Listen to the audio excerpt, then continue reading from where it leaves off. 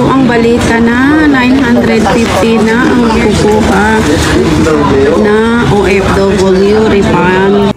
So ito nga mga bayan, marami na nga pong mga OFW na nagbabahagi at nagsishare nito sa social media na nakakakuha na po sila ng 950 pesos na Terminal P cash refund sa NAIA nang bumalik sila sa ibang bansa. At ito nga po ang announcement ng NAIA mula September 14, 2025 ay magiging 950 pesos po ang Terminal P ng mga pasahero.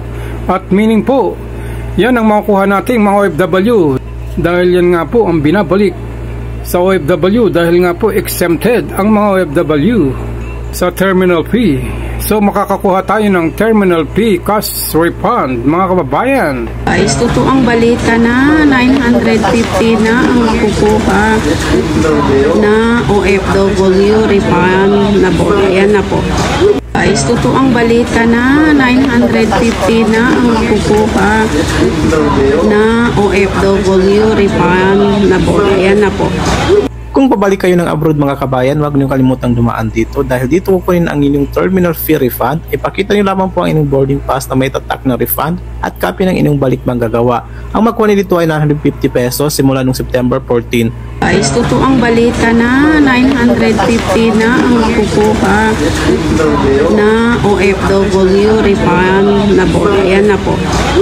Ngunit meron namang mga OFW na nagbahagi rin ng nare-refund nila sa halagang 550 pesos ang nakukuha nilang Terminal P cash refund, pero hindi naman nila binanggit kung saan sila airport bumiyahe or lumipad, kung sa Clark ba or sa Cebu or sa NAIA. Dahil mga kabayan, ayon po sa balita ay ang NAIA lang ang nagtaas ng Terminal P, hindi kasama rito ang Mactan, Cebu.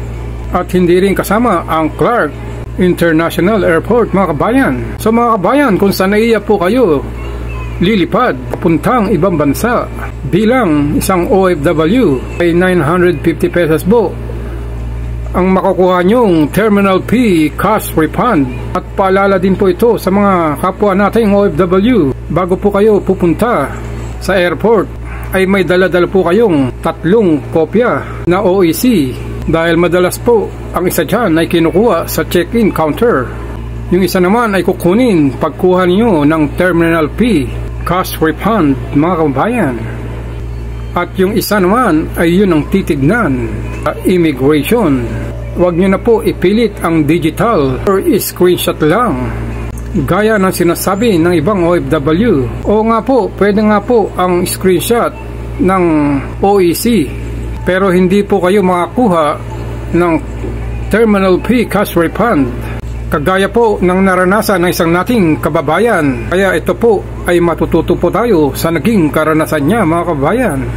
Wala ka na makukuhang terminal fee pag pabalik ka ng abroad kung wala kang dalang hard copy ng OEC mo. Parang si Kuya dyan, nga as in nga wala ako nakuha terminal fee kasi nga wala akong hard copy. Meron lang ako is yung PDF file ko, which is kailangan pala kung magki-claim ka ng terminal fee na 550 pesos, it's dapat meron ka may present na hard copy ng OEC mo. So isa itong magandang paalala sa ating mga kababayan, regardless kung nasan bansa ka man papunta, basta OFW ka, dapat meron kang hard copy ng OEC mo para ma-claim mo yung terminal fee. So ayan, to all my kababayan dyan sa Kuwait at kahit nasang bansa ka man, huwag kang gagaya kay Kuya dyan na babalik na walang hard copy ng OEC. Again, always keep safe and God bless you all.